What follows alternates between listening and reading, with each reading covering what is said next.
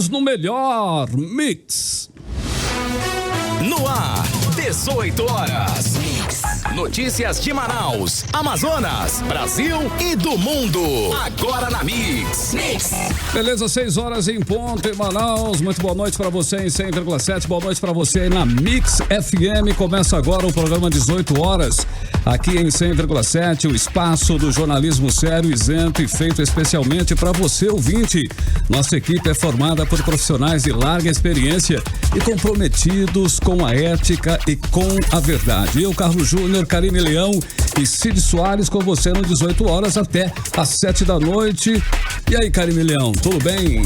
Tudo ótimo, muito boa noite para você sintonizado na 100,7. Estamos juntos até às 7 da noite. Nosso programa traz notícias reais, ouvindo todos os envolvidos sem sensacionalismo, com um único objetivo: deixar você bem informado com o que é realmente importante, o que é relevante para você, cidadão.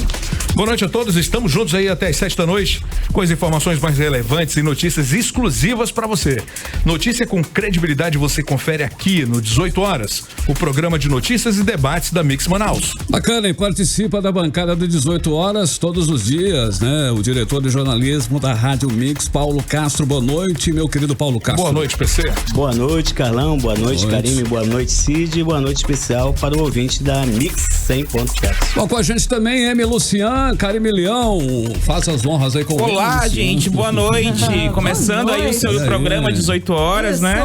temos ingressos de cinema. A galera aí tá comentando, curtindo aí no canal da Rádio Mix. Vai comentando, mandando perguntas, que no final do programa eu vou presentear 2 pessoas com ingressos. Tá bom? Bacana. Daqui a pouco Tá eu bom. volto. Qualquer coisa vai ter até um drops aí do Giro do Lu. Tem uma notícia bombástica hoje. Olha! Mas só no final do programa. Opa, tá O todo mundo programa tá esperando quente aqui. hoje, Tá viu? quente. O programa tá Muito, quente. viu? Tá quente. 6:02, começa agora o seu programa 18 horas desta terça-feira, 23 de julho de 2019. Estamos juntos com você. E ainda hoje você vai saber sobre o apagão de energia e de água potável que já dura 5 dias em Iranduba e Manacapuru. Vai saber também que o ex-secretário de Fazenda, Afonso Lobo, é alvo de nova ação do Ministério Público Federal por corrupção e lavagem de dinheiro. Também aí os últimos preparativos para a greve geral de advertência do funcionalismo estadual. E que o Tribunal de Justiça abriu inscrição para concurso público. Os salários vão até R$ 8.900. E detalhes da operação da Polícia Federal para prender hackers que invadiram o celular do ministro Sérgio Moro. Você está ouvindo 18 horas. Muito bem, o programa de hoje começa com mais uma notícia ruim para o servidor público do estado. A Cefaz não tem dinheiro para pagar este mês a primeira parcela do 13º salário.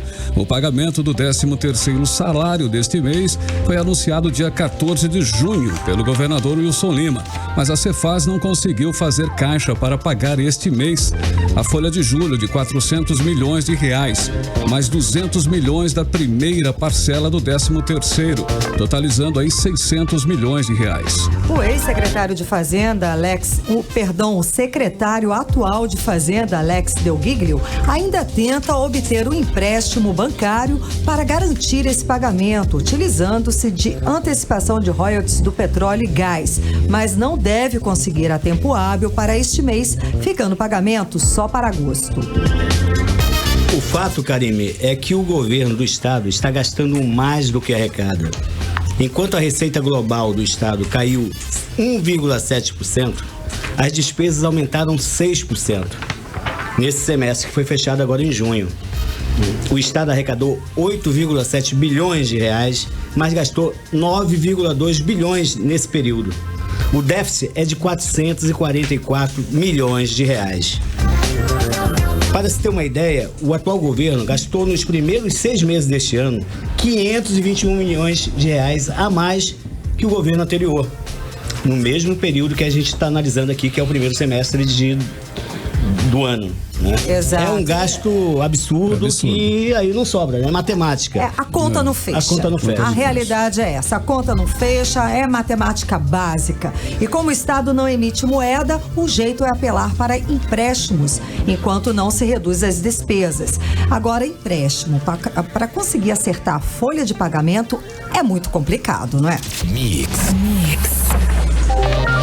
Bom, e amanhã está marcado o início da greve geral do funcionalismo público. As lideranças sindicais prometem paralisar os principais serviços do Estado para pressionar o governo a revogar o que eles chamam de pacote de maldades do governador Wilson Lima, que congelou salários e promoções dos servidores. Reportagem você confere com Azaf Augusto. A sede do governo, no bairro Compensa, será o ponto de encontro dos servidores públicos nesta quarta-feira. Eles vão realizar o primeiro ato do dia de protestos a partir das 9 horas da manhã. Essa é a primeira mobilização conjunta de todas as categorias das áreas de saúde, educação e segurança.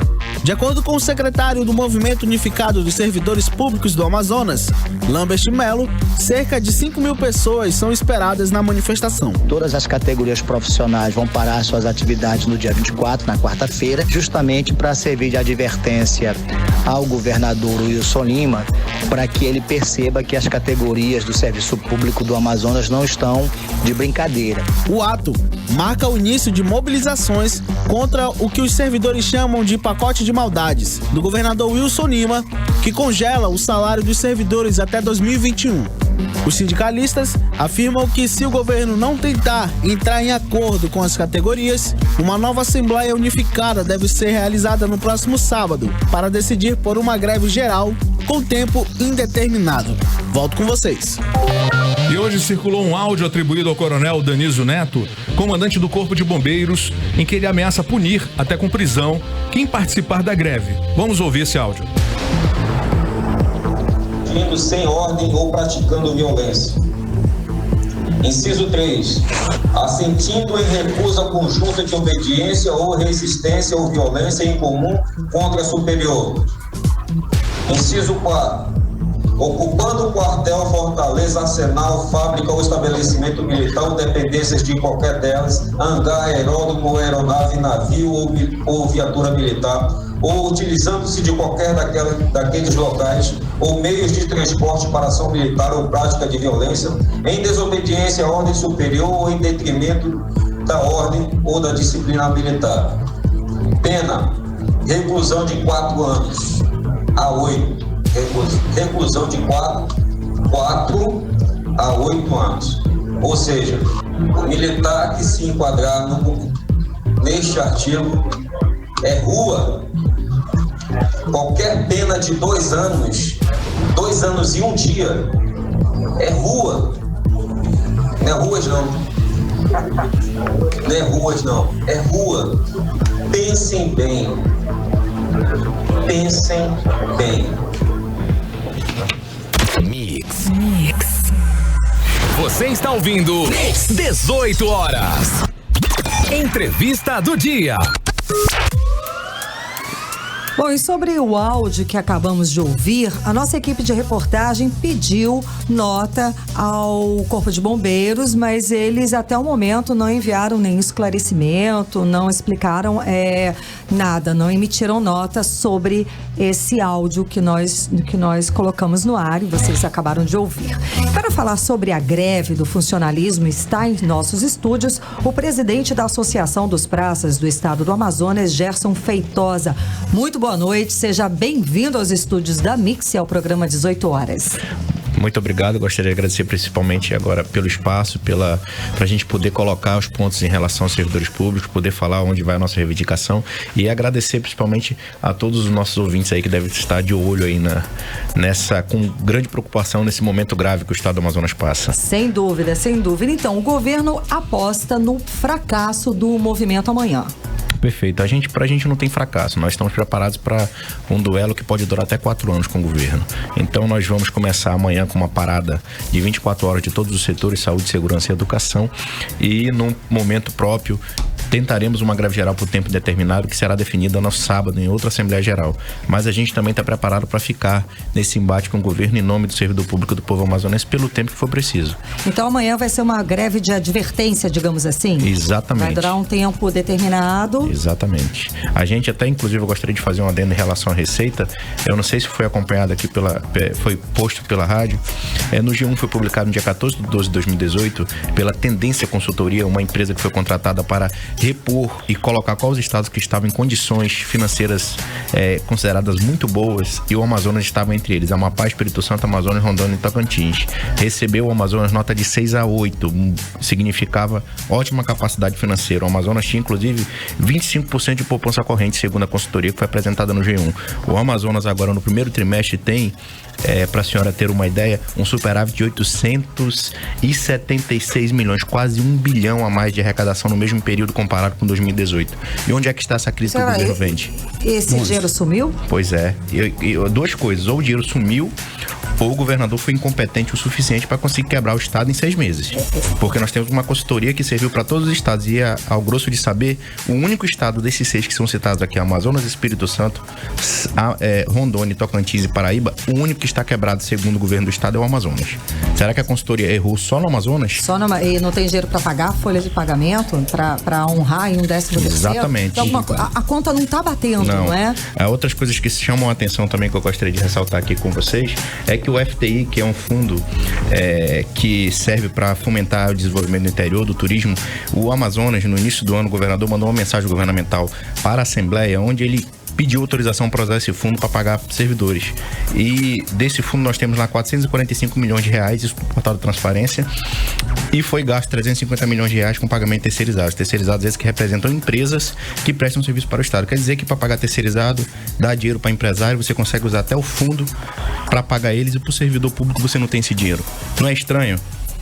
Eu acho muito estranho. Está faltando aí esclarecimentos, não é? Presidente, quais são os serviços que realmente podem parar com essa greve? Os serviços. Os serviços que nós teremos afetados diretamente será toda a rede de educação, as merendeiras, o pessoal que cuida da parte administrativa, inclusive na pessoa da nossa amiga Eliana, da Vanseg. Nós temos também o serviço da Polícia Civil, delegacias, IML, o serviço de polícia especializada, que é a perícia, também estará parado. Polícia Militar, em parte, também estará parada. Nós teremos na área da saúde, os médicos aderiram ao movimento, enfermeiros, inclusive os administrativos dos hospitais estarão com as suas atividades suspensas. Amanhã não vai ter aula? Os alunos não foram aconselhados a faltar à aula, mas amanhã não terá, na maioria das escolas de todo o estado, professores para dar aula. Né? Nem merendeiro. Bom, a área de segurança, como é que vai ficar? A área de segurança pública, ela é dividida na Polícia Militar entre PM e Polícia Civil. Certo. A Polícia Militar, como foi dito aí, tem diversas dificuldades para ter um movimento de greve. O que os policiais militares devem fazer, né, é não ir trabalhar. Nós simplesmente faltaremos serviço, que é uma transgressão, a disciplina não configura... Tá meio dividido isso, né, presidente? Tá, na verdade o governo tem trabalhado muito para desmobilizar a categoria, para tirar a categoria desse intuito, mas a categoria está consciente. O que o governo está tentando nesse momento é dar promoções para a Polícia Militar, alguns direitos que ele não deu para outras categorias, para tentar tirar a Polícia Militar dessa mobilização. Mas a categoria está vigilante, esperando que esse impasse se defina. Inclusive eu fui retirado da comissão de promoções de praça para que eu não pudesse mais participar, para não poder levar informação diretamente para a categoria. Mas eu lhe garanto que a Polícia Militar, no momento vigente, quando todas as dúvidas forem dirimidas, nós iremos sim para uma parada total das atividades na hora que for necessário, como já fizemos no passado, inclusive.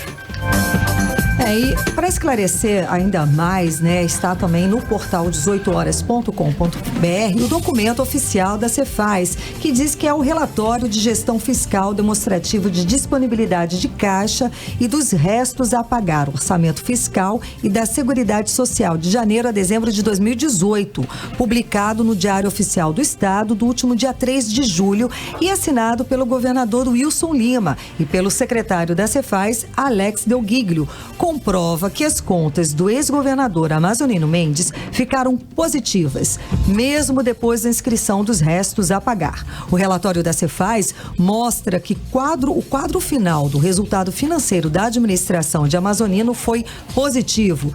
O saldo, disponibilidade bruta de 2,31 bilhões de reais. Saldo livre antes da inscrição dos restos a pagar, 1,19 bilhão de reais. Resto a pagar do exercício de 539 milhões de reais.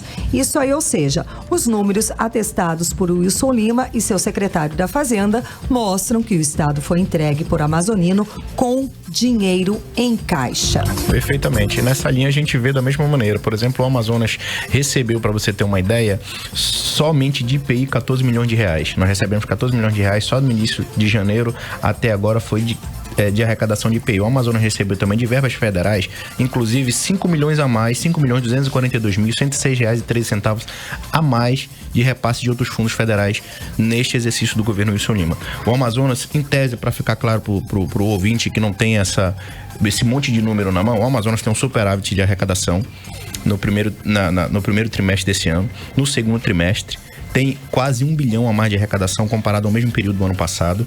E o Amazonas recebeu em verbas federais quase o dobro do que o governo anterior recebeu. E o próprio governo atesta, para você, que é o nosso ouvinte que está ouvindo a Mix nesse momento, que ele recebeu o Estado em boas condições. Então não é só a consultoria que está falando a verdade. Até o próprio governador assume que recebeu. Agora, ficar vendendo crise fictícia, tentar colocar na conta do servidor e prejudicar a população lá na outra ponta que precisa de saúde, segurança e educação, eu não admito, nós servidores públicos não admitiremos.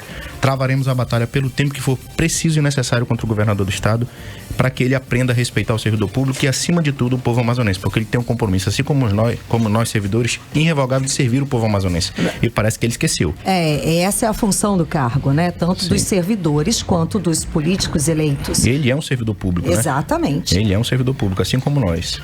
Muito bem, confirmando aqui a informação que nós demos sobre o 13º salário dos servidores públicos, o Sindifisco, em reunião realizada nesta data com a senhora secretária da CEA, foi informado que a parcela do 13º salário do funcionalismo está sem previsão para não comprometer o pagamento das folhas mensais. Caso ocorra o ingresso de novos recursos, a parcela será honrada. Portanto, por enquanto, o funcionalismo público está com a primeira parcela do 13º salário suspensa. Como vocês encaram essa suspensão do pagamento? A gente encara com espanto e com dúvida. Da mesma forma como nós estamos encarando todas as informações em relação à questão financeira e fiscal do Estado. A gente nunca teve esse caso de ter servidor público com o 13º atrasado no Estado. Se o Wilson conseguir isso, ele vai ser o primeiro a inaugurar esse evento de atrasar a salário 13º de servidor. Nós sempre recebemos esses valores adiantados, mas a gente também encara como o que parece, vou ser bem realista com vocês aqui, o que parece por parte do governo é que o governo quer vender para o servidor público um cenário de crise, de cataclisma, sabe? Para que o servidor público fique calado e não reivindique os seus direitos. E o Melo fez isso com a gente lá atrás. Para ser sincero, o Melo disse que não tinha dinheiro, que tinha perigo de atrasar inclusive os pagamentos dos servidores do Estado. Passamos 4 anos prejudicados com promoções, database atrasada, como a Polícia Militar, que tem mais de 15%, 25% de inflação real para receber ainda em 2020, né? Já pensou você ver com 25% a menos no seu salário? Ainda do governo Melo. Do governo Melo, nós temos uma parcela para 2020. Então, o que eu queria te dizer em relação a isso? A gente vê com muita estranheza, com desconfiança, sinceramente não acredita nesse tipo de notícia. E a última vez que nós acreditamos em um governador que disse que o Amazonas estava em cenário de crise, o que se descobriu depois foi a Operação Maus Caminhos, que hoje prende as maiores autoridades do Estado. Se alguém tiver que ser preso no futuro, pode até ser, mas a gente, servidor público, não vai ser conivente ficar calado esperando o Estado ser saqueado enquanto o servidor fica prejudicado. Estamos conversando com o presidente da Associação dos Praças do Estado do Amazonas sobre exatamente essa possível, essa paralisação de alerta, não é? Gerson Feitosa está aqui explicando pra gente o porquê essa paralisação de alerta que vai acontecer amanhã do funcionalismo público. Perfeito. Quais são as atividades? O que vai acontecer amanhã? Nós teremos um momento de deflagração do movimento paredista na frente do Palácio do Governo. Às 8 da manhã nós estaremos lá com carro de som, com a presença inclusive dos companheiros caminhoneiros aí que estarão lá ajudando a fechar a via, fazer a proteção e a contenção dos veículos que passam na frente do Palácio do Governo. E iniciaremos esse movimento às 8 da manhã e ficaremos até por volta das 11 da manhã. Esperamos que o governador, em nome da sociedade amazonense, da preocupação que ele deveria ter, pelo menos eu acho que ele deveria ter, com o povo amazonense que precisa tanto dos serviços públicos, que eles nos receba amanhã ainda e inicie, né, o diálogo com a categoria para que a gente busque uma solução conjuntamente. Inclusive, para deixar claro, hoje houve uma reportagem que disse que o governador não foi notificado sobre o movimento paredista. Eu estive pessoalmente com todos os presidentes do sindicato ontem no Palácio do Governo, entregamos no protocolo, eu tenho um protocolo em mãos, inclusive aqui está, se vocês tiverem interesse de dar publicidade, está aqui nas minhas mãos, eu deixo aqui com a Mix, inclusive. Pronto, a gente recebe público. Sim, tá com todas as assinaturas. Todas as assinaturas, o protocolo do governo do estado recebendo o documento e nós comunicamos. Tá aqui realmente que não houve aviso legal sobre a greve, aqui, diz Wilson Lima, sobre paralisação de servidores. Aqui, ó. Se quiser, se me permitir, eu até faço um resumo rápido aqui.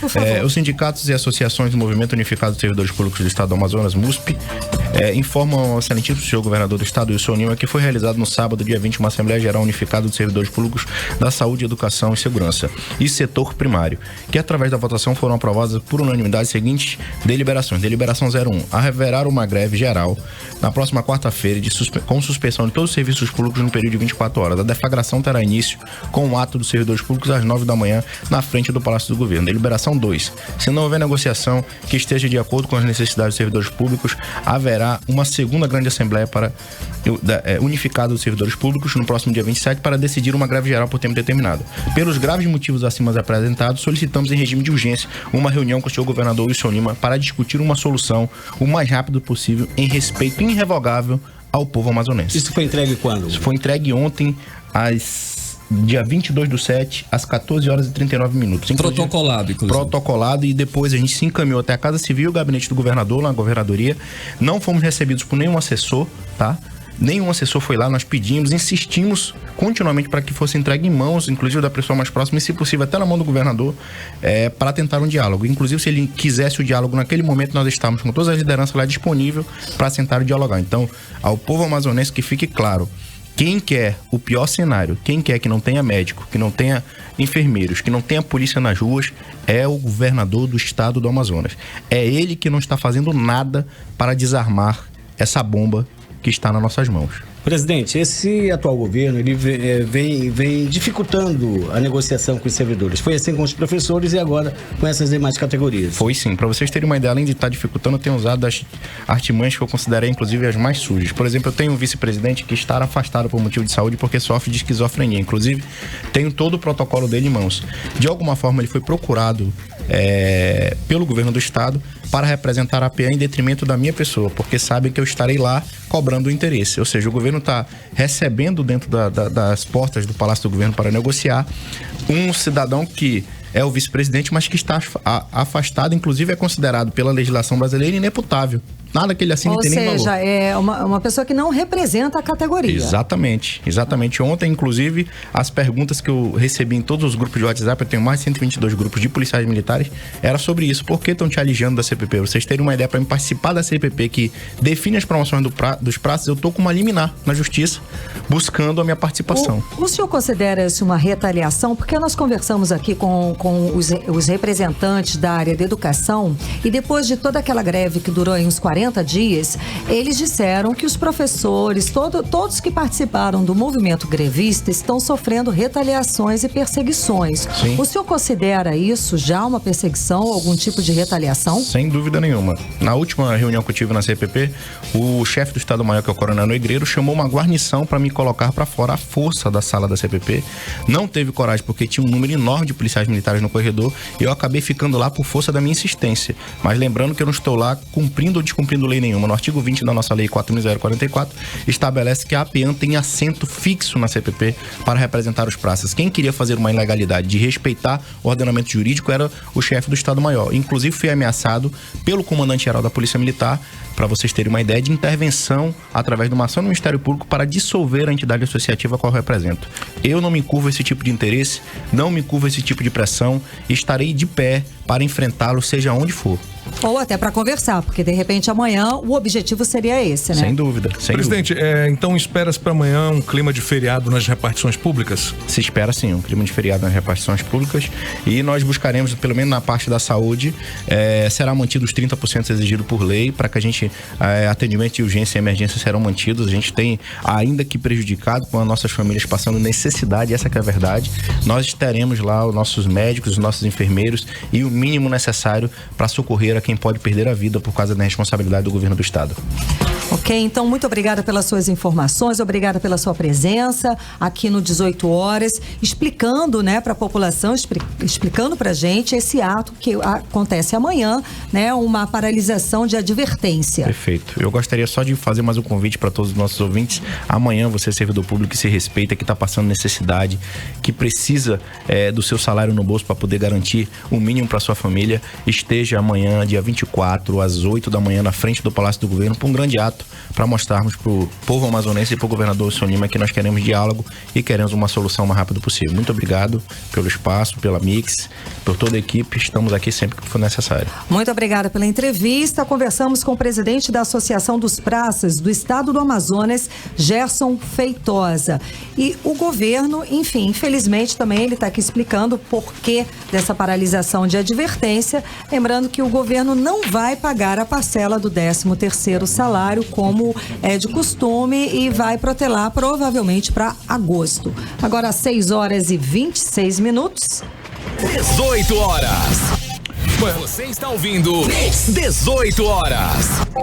Muito bem, hoje funcionários do Centro de Reabilitação e Independência Química Ismael Abdel Aziz, localizado lá no Rio Preto da Eva, protestaram contra o atraso no pagamento de 3 meses de salário e outros benefícios por parte da empresa Santerplus, que presta serviço para o governo do estado na Suzan.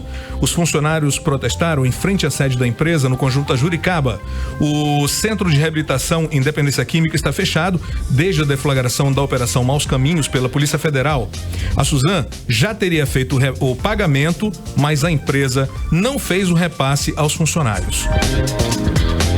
Muito bem, em sua primeira visita ao Nordeste, após ter chamado os governadores dos estados da região de Paraíbas, o presidente Jair Bolsonaro disse nesta terça-feira amar os nordestinos e afirmou que faz um governo sem preconceitos. Abre aspas.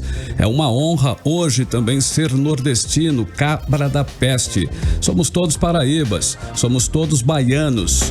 O que nós não somos é aqueles que quer puxar para trás o nosso estado, o nosso país. Fecha aspas, disse o presidente Jair Bolsonaro. As declarações foram dadas durante a manhã, na inauguração do novo aeroporto de Vitória da Conquista, onde o presidente encontrou um clima amplamente favorável com milhares de apoiadores. E em discurso para as autoridades, Bolsonaro afirmou que não estava na Bahia nem no Nordeste, mas sim no Brasil, abre aspas. Eu amo o Nordeste, minha filha tem em suas veias sangue nordestino, disse. É Deus acima de tudo, Nordeste no coração do povo e Deus acima de todos. Fecha aspas, palavras do presidente Jair Bolsonaro. Bolsonaro estava bem à vontade, né? Estava vestindo um chapéu de vaqueiro, fez coraçãozinho com as mãos, ergueu nos braços um homem com deficiência e mandou um abraço para os nordestinos e um beijo para as nordestinas, tá ok? E o tá ok. Bacana, esse é o estilo Bolsonaro raiz, né? E já está tudo certo para a visita do presidente Bolsonaro a Manaus. Nesta terça-feira começou o credenciamento para os jornalistas que vão cobrir a estada do presidente na capital do Amazonas. Bolsonaro virá a Manaus para participar da reunião do Conselho de Administração da Suframa, o CAIS, juntamente com o ministro da Economia, Paulo Guedes. Ele chega às 9 da manhã e segue direto para o auditório da Suframa, onde será o evento. Depois da reunião, está programado um sobrevoo pela cidade e, em seguida, embarcar para Brasília para cumprir outra agenda oficial. E pelo jeito, não será dessa vez que Bolsonaro visitará Manacapuru, como prometeu no seu primeiro pronunciamento, após a vitória, e nem a Escola Militar para parabenizar os alunos vencedores da Olimpíada de Matemática do Japão, como prometera em postagem na rede social. Visitar Manacapuru em tempos de apagão realmente seria uma péssima ideia. É meio complicado, né? Ainda sobre a reunião da Suframa, serão analisados 88 projetos, sendo 26 de implantação, envolvendo a geração de 4.000 empregos diretos e 16.000 indiretos em 3 anos. Os novos investimentos são da ordem de 650 milhões de dólares. Esta é a primeira reunião do CAIS este ano. Bacana, agora 6h29, Caribe Leão. Vamos agora, Cid Soares, ouvintes da 100,7 Mix FM, ouvir a música do playlist de hoje. Agora vai dar aquele respiro, né? Time. Vamos curtir lá. aí mais uma no playlist 18 horas em 100,7, você confere. Agora são 6h29 minutinhos. Repercutiram muito a nossa entrevista no início do Sim. programa, né? Pedindo o impeachment do governador, enfim, umas críticas bem acirradas aqui à situação do Estado, todos dando apoio ao movimento grevista, a esse tipo de movimentação e muito surpresos também, querendo saber onde que está esse dinheiro, né? Estão todos aqui, nossa, né? A crítica tá bem pesada aqui pelo mundo. Onde está viu? o dinheiro? Gato. Lembra dessa música? Ninguém viu. Pois então, mas aí agora estão todos dançando com o playlist da Mix do 18 horas. Agora 6h34 minutinhos, participe com a gente do programa 18 horas, o programa de notícias e debates da Mix FM, o WhatsApp é o 9312-1007. Estamos dando aí um alô especial para você do Mano, para você do Face, para você do Instagram. Valeu, estamos juntos aí até às 7 da noite. Aqui é um espaço do jornalismo sério, isento e feito especialmente para você, ouvinte. A nossa equipe é formada por profissionais de larga experiência e comprometidos com a ética. Notícia com credibilidade, você confere aqui no 18 horas, o programa de notícias e debates da Mix Manaus. Você está ouvindo Mix 18 horas. 5 dias depois do blackout, o problema no cabo subaquático ainda não foi identificado. Ontem à noite, moradores dos municípios de Iranduba e Manacapuru fizeram manifestação e atearam fogo em vários pontos da cidade. Reportagem agora com Diné Araújo.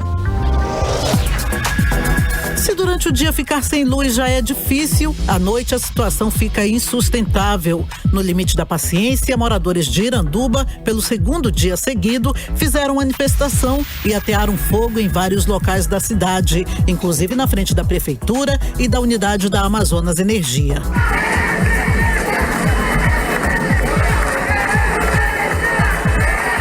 Desde ontem, mergulhadores atuam no Rio Negro para verificar o dano no cabo subaquático. O problema, no entanto, ainda não foi identificado. O coordenador do grupo de crise de Iranduba, Milton Gadelha, disse que os prefeitos dos 2 municípios buscam apoio para que o cabo subaquático seja substituído por um cabo aéreo. Assim fica mais fácil detectar problemas. Então, fala-se na possibilidade desse cabo, em vez de ser subaquático, que ele possa vir através da ponte Rio Negro.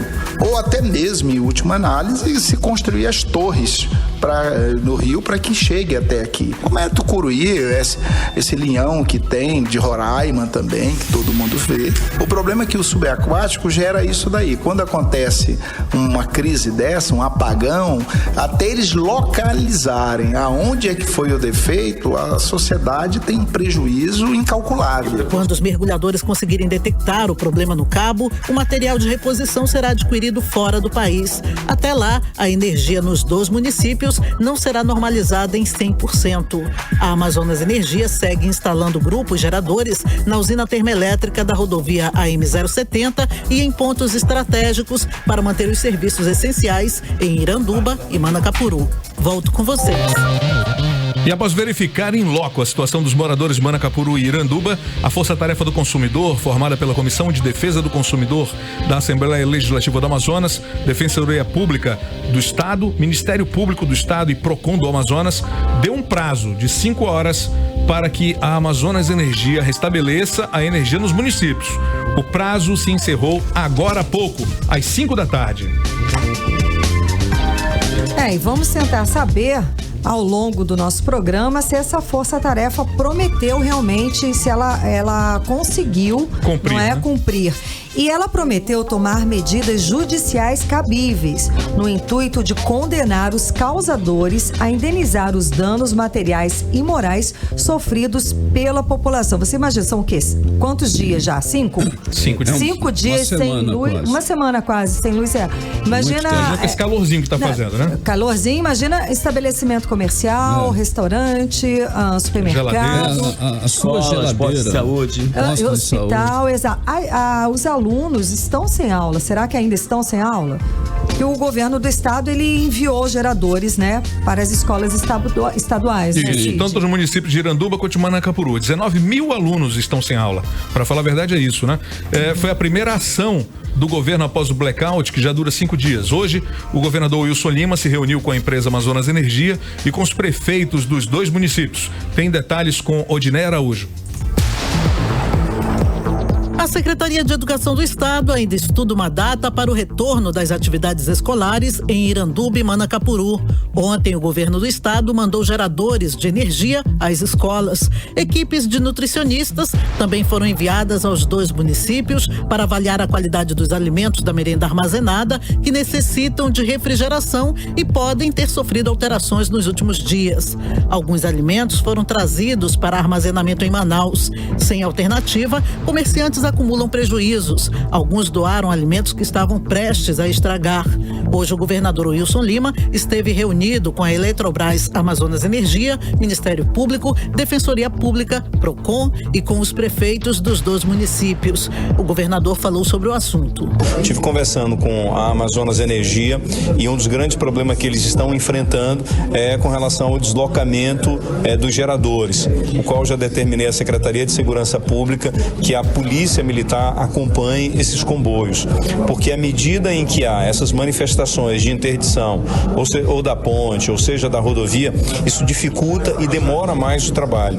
Então isso é complicado e a gente pede também a compreensão das pessoas que entendam, esse é um momento complicado, é um momento difícil, em que todos estamos unindo força para resolver o problema de falta de energia elétrica que atinge esses 2 municípios. Volto com vocês.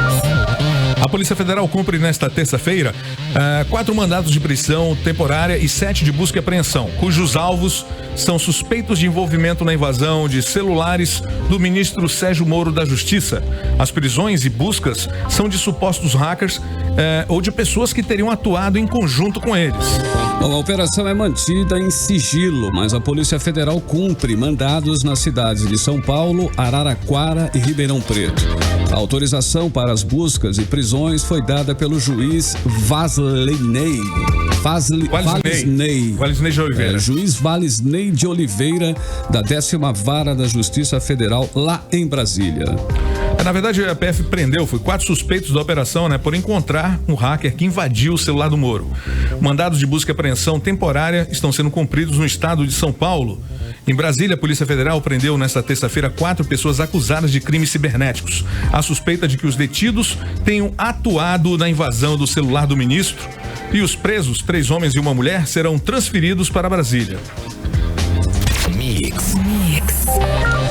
Muito bem, o Ministério Público Federal no Amazonas denunciou o ex-secretário de Fazenda do estado, Afonso Lobo, 3 empresários e o médico Mohamed Mustafa pelos crimes de corrupção ativa, corrupção passiva, peculato e lavagem de dinheiro. Nesse novo processo, Lobo é acusado de exigir vantagens indevidas para beneficiar envolvidos no esquema de desvios da saúde e receber em troca R$276 mil em propina. As investigações da 4ª fase da Operação Maus Caminhos, denominada Cashback, mostraram que Mohamed Mustafa, então administrador de fato do Instituto Novos Caminhos, prometeu, ofereceu e efetivamente pagou vantagem indevida ao então secretário Afonso Lobo, com o objetivo de influenciá-lo a utilizar suas prerrogativas de secretário de Estado em benefício do grupo de empresas controlado por Mohamed. De acordo com a denúncia, em pelo menos 14 situações diferentes, entre outubro de 2014 e junho de 2016, Afonso Lobo aceitou promessa de recebimento e efetivamente recebeu, indiretamente, propina para beneficiar o grupo. Para ocultar a origem ilícita do dinheiro, ele utilizava empresas de familiares, que recebiam pagamentos por serviços prestados ao INC por meio da empresa ML Comercial, de propriedade do empresário Edson Tadeu Inácio, que também é alvo da ação.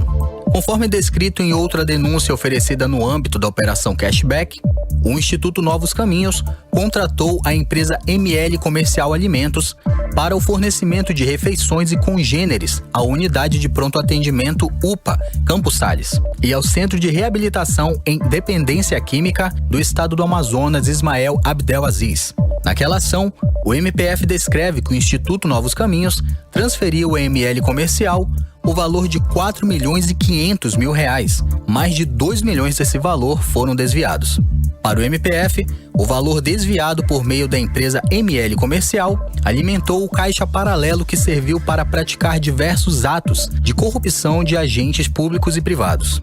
No entanto, parte do valor desviado por meio dessa empresa não ingressou no caixa da organização criminosa. Foi constatado pela investigação que R$ 276 mil foram destinados diretamente a Afonso Lobo. A partir da análise contábil da empresa ML Comercial, verificou-se a realização de 14 transferências entre abril de 2015 e junho de 2016, em benefício das empresas Erhard Lange ME e Lola Comércio de Vestuário e Eireli. Afonso Lobo possui relacionamento direto e pessoal com os representantes de ambas as empresas. A Erhard Lange ME é administrada por Erhard Lange, sogro do ex-secretário de Fazenda, enquanto a Lola Comércio é administrada por Erane Lange, sogra de Afonso Lobo.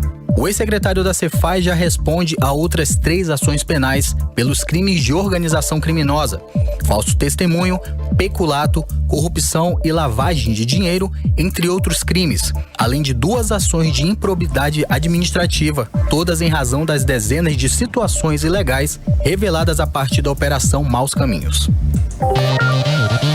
Agências de publicidade e propaganda que prestam serviços à Prefeitura de Manaus e ao governo do estado descumprem a lei da transparência. Essa lei obriga as agências a divulgarem seus gastos na internet em tempo real, o que não tem acontecido por aqui.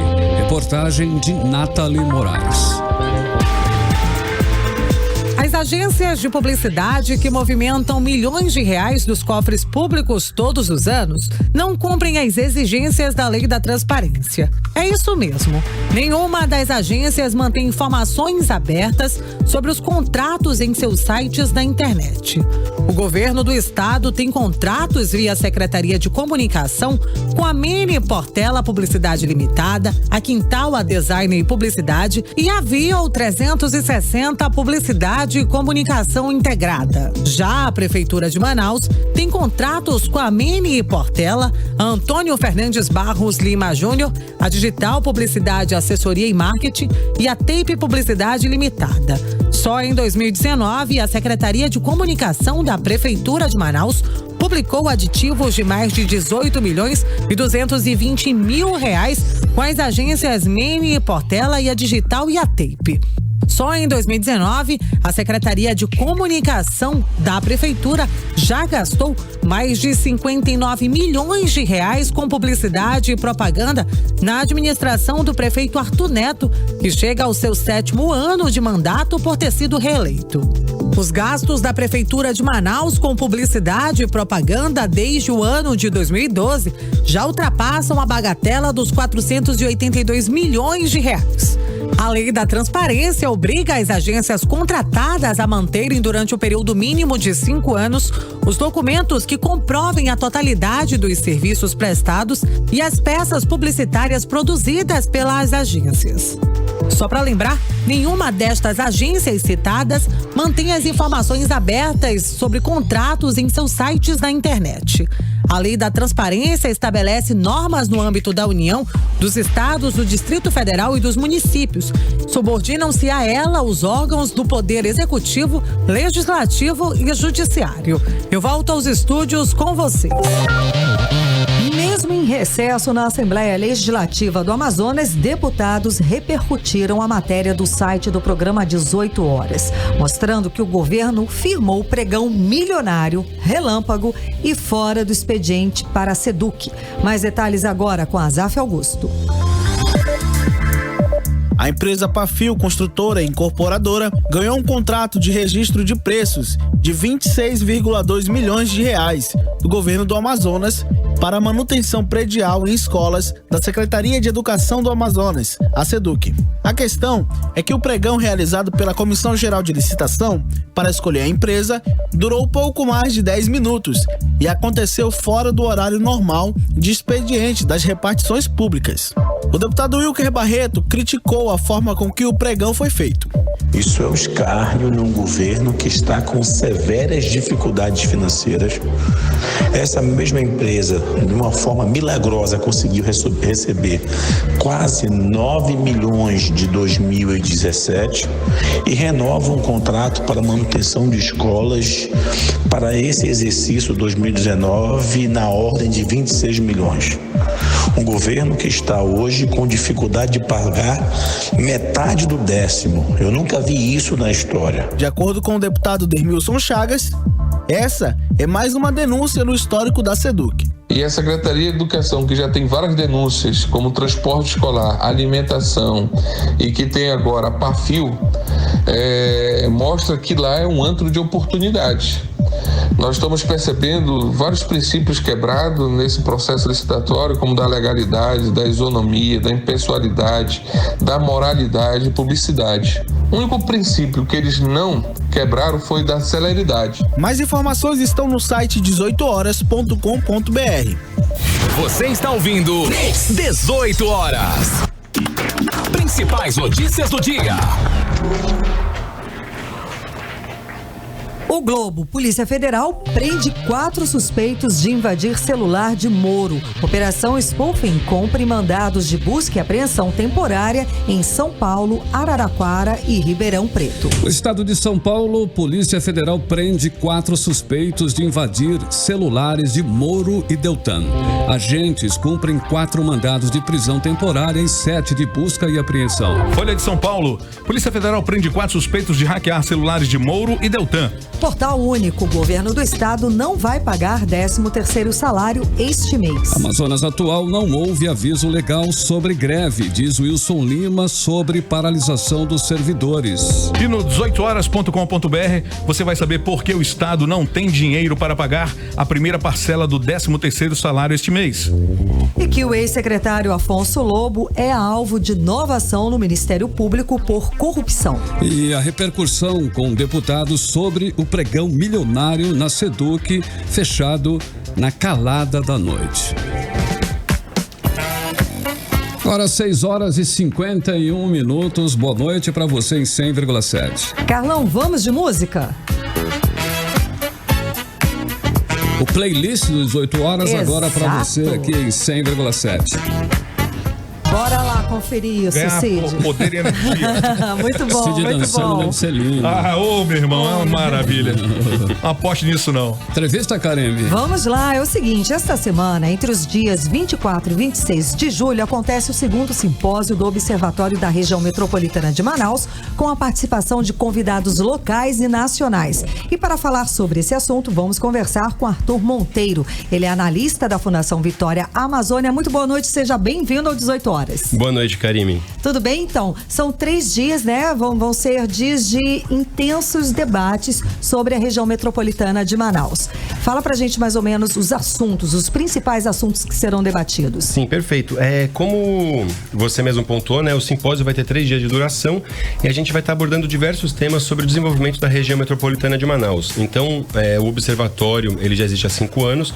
A gente vai apresentar pontos de trabalhos que a gente tem em parceria com a Universidade do Estado do Amazonas e a UFAM.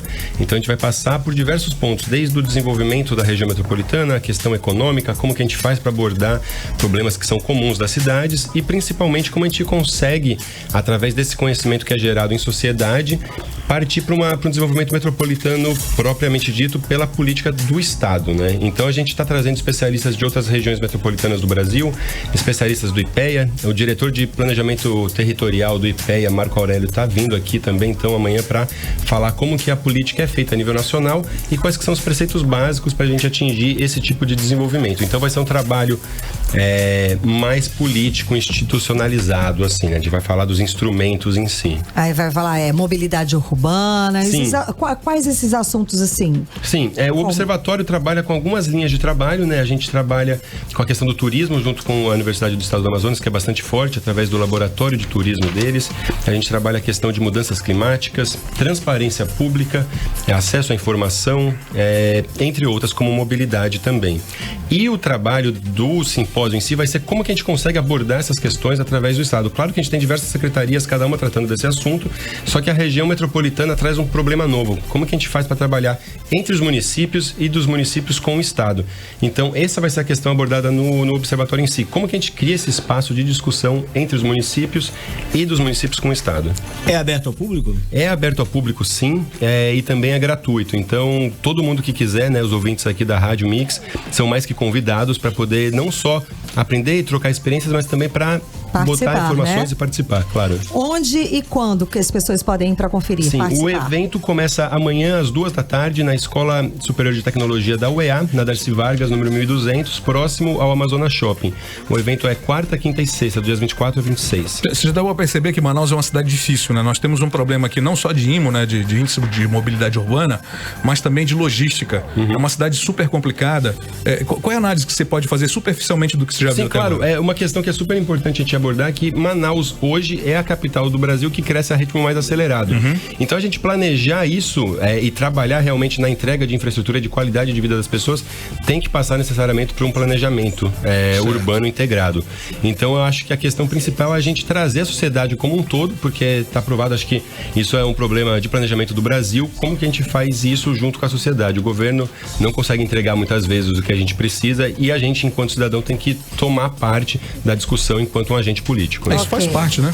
Então, exato. E vocês, no final desse simpósio, vão entregar ao governo do estado uma carta, né? Um projeto. Sim, exatamente. É uma coisa que é bastante importante do evento e do simpósio e também do observatório que a gente costuma trabalhar, é a questão de estudos técnicos que a gente abre para o público e dessas discussões técnicas também, mas principalmente de acordar, através desses momentos de discussão pública, cartas e trabalhos em conjunto. Então, no terceiro dia, durante o período da tarde, a gente vai fazer uma oficina colaborativa com alguns especialistas também de outras regiões metropolitanas para pautar o Estado sobre quais são os próximos passos que a sociedade acredita através do simpósio. Ok, então muito obrigada pela entrevista. Nós conversamos com Arthur Monteiro, analista da Fundação Vitória Amazônica, sobre o segundo simpósio do Observatório da Região Metropolitana de Manaus, que acontece nos dias 24, 25 e 26 de julho. Agora em Manaus, 6h59, 3 mulheres que atuam como fiscais da Secretaria Municipal de Saúde, SEMSA, foram presas por suspeita de corrupção passiva, ativa e outros crimes em Manaus. O trio cobrava propina para não autuar estabelecimentos comerciais que apresentavam irregularidades durante as ações de fiscalização. Diversos aparelhos eletrônicos apreendidos foram apresentados à imprensa nesta terça-feira. As prisões ocorreram durante a primeira fase da Operação Risco Iminente e foram efetuadas em cumprimento a 3 mandados de prisão preventiva. As investigações tiveram início em fevereiro deste ano e foram solicitadas pela própria Secretaria. O delegado Rafael Alemandi explica o resultado da Operação Risco Iminente, que resultou na prisão das servidoras. A investigação não foi especificamente para 3 servidoras. Eu fui demandado pelo órgão municipal, as investigações iniciaram, alguns nomes surgiram. Os nomes das pessoas que foram investigadas dessa primeira fase não serão repassados, tendo em vista que as investigações continuam com outras pessoas, além de servidores, pessoas que proprietários de estabelecimentos comerciais que efetuavam o pagamento de propina. Como são fiscais da Secretaria Municipal de Saúde, elas visitavam algum estabelecimento comercial, o estabelecimento não estava de acordo com as requisições legais, elas iniciavam um tipo de autuação, mas em troca de um pagamento de propina, o estabelecimento não era autuado. 4 pessoas já foram indiciadas pelo crime de corrupção ativa, tendo em vista que pagaram a propina para não serem atuadas, e lá na frente eu posso pensar no sequestro de bens, no afastamento de função. Muito bem, hoje, terça-feira, vamos à coluna de Nafísse Valois, direto de Brasília. Meu boa noite aos ouvintes da Rádio Mix FM. Meu boa noite aos jornalistas que fazem o 18 horas. Aos amigos que me prestigiam com longa e duradoura amizade. Aos familiares sempre incansáveis. Aos que, ainda que sem laços de amizade, acreditam e confiam em mim e em minha conduta. À sociedade de um modo geral, a quem teve explicações. A todos, reitero meu compromisso com a verdade, ainda que solitária, e com a lealdade aos meus ideais, que vem me mantendo correta, não permitindo jamais que venha trair meus princípios. Marcho ao lado dos que buscam uma gestão pública focada em resultados, com o compromisso de bem servir a sociedade como um todo. Sonho com um Brasil novo, íntegro e correto. Mas esse sonho não pode permitir equívocos. É preciso ter cautela quando se trata da defesa de um bem maior, chamado liberdade. E eu fui vítima de um desses equívocos. Não sou réu em nenhum processo e nada tenho a dever em 30 anos de serviço público. Fui chamada apenas a prestar declaração, mas através de um chamado coercitivo que constrangeu a mim, a meus familiares, a meus amigos e surpreendeu a sociedade. Quero, no entanto, afirmar a todos que entendo que o equívoco não foi proposital. Eu compreendo a luta do país, que também é minha luta, e que se intensifica dia a dia no combate à corrupção sistêmica. E sei que o processo em si impôs ao poder público local o uso de um rigor maior, pelo qual eu e muitos brasileiros ainda passaremos, mas é certo que o objetivo foi e sempre será atender à ordem pública e coibir desvios de conduta. E finalizo reafirmando que, como cidadã e operadora do direito, estou e sempre estarei à disposição da verdade e da justiça. Nafísse Valois, de Manaus, para o 18 horas. Meu boa noite. Agora 7h04, temos resultado. Temos sim, vamos lá. Quem vai pro cinema hoje é o José Júlio Martins de Melo e outro José, olha só que legal, José Reinaldo de Lima. Amanhã tem mais, galera. Tem mais. Valendo então, nosso muito obrigado, Nafísse, a você. Belas palavras, Nafísse. Exatamente, depois a gente vai comentar sobre isso aí amanhã, hein? Agora vamos direto ao editorial 18 horas. Editorial 18 horas. A informação de que o governo do estado não tem dinheiro em caixa para pagar este mês a primeira parcela do 13º salário do funcionalismo é extremamente grave e revela a absoluta falta de planejamento de uma administração despreparada e incapaz de responder com competência ao momento de crise por que passa o estado. Pagar a primeira parcela do 13º salário em julho é uma tradição no Amazonas. O servidor já faz seu planejamento financeiro contando com esse dinheiro. Tradição que o governador Wilson Lima rompe sem o menor constrangimento. Provisionar, economizar recursos para esse compromisso é uma obrigação de todo gestor. Chegar a uma semana do pagamento e anunciar que não há recursos é, no mínimo, um ato irresponsável. O Estado não tem dinheiro porque gasta muito e gasta mal. Dados do portal Transparência do Governo mostram que no primeiro semestre o Estado arrecadou 8,9 bilhões de reais, mas gastou 9,2 bilhões, acumulando um déficit de 444 milhões de reais. E o mais absurdo é que, com todo esse aumento de gastos, a qualidade dos serviços em áreas essenciais como a saúde piorou. O governo do Amazonas é muito grande para ser administrado sem competência, sem responsabilidade e sem compromisso com o servidor, com o cidadão. Enquanto isso, o Amazonas paga um preço alto pela inexperiência de seu atual gestor.